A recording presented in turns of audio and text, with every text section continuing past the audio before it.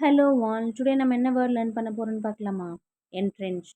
என்ட்ரென்ச்ட் அப்படிங்கிறது ஒரு belief system இல்லைன்னா ஒரு ஆட்டிடியூட் வந்து பார்த்தீங்கன்னா, ஃபர்மா எஸ்டாப்ளிஷ் ஆகுறது.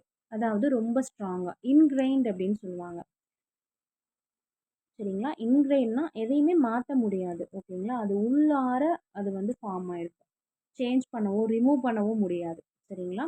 அது ஒரு கேரக்டரா இருக்கலாம், ஆட்டிட்யூடா இருக்கலாம், ஒரு பிலீஃப் சிஸ்டம், ஒரு நம்பிக்கையா இருக்கலாம். சரிங்களா? ஸோ அது வந்து பார்த்தீங்கன்னா, உள்ளார ஒருவருக்கு அமைந்த ஒரு விஷயமா இருக்கும். அத திடீர்னுலாம் நம்மளால போய் என்ன பண்ண முடியாது? சேஞ்ச் பண்ண முடியாது. அதுதான் வந்து என்ட்ரென்ச்ட். இதுக்கான க்ளூ என்னன்னு இப்ப ஃபிக்ஸ் பண்ணிடலாம்.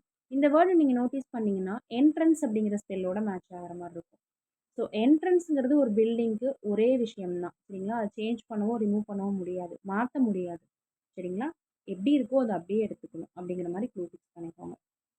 நெக்ஸ்ட் நம்ம ரீகேப் செஷன்ல என்ன பார்க்க போறோம் அப்படின்னா, ஆப்டுரேட். ஆப்டுரேட்ங்கிற வேர்ட் வந்து அட்ஜெக்டிவ். சரிங்களா?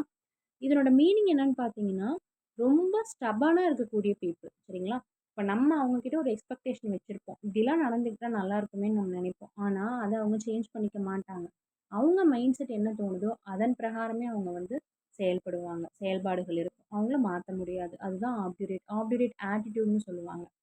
ஸோ அவங்களோட ஆட்டிட்யூட் வந்து ரொம்ப ஸ்டபர்னா, சேஞ்ச் பண்ணக்கூடிய மைண்ட் செட்ல இல்லாத வகையில இருக்கும். அதுதான் வந்து ஆப்டுரேட். ஓகேங்களா? டுமாரோ ஒரு வேர்ட் லேர்ன் பண்ணிக்கலாம். Thank you. Have a nice day.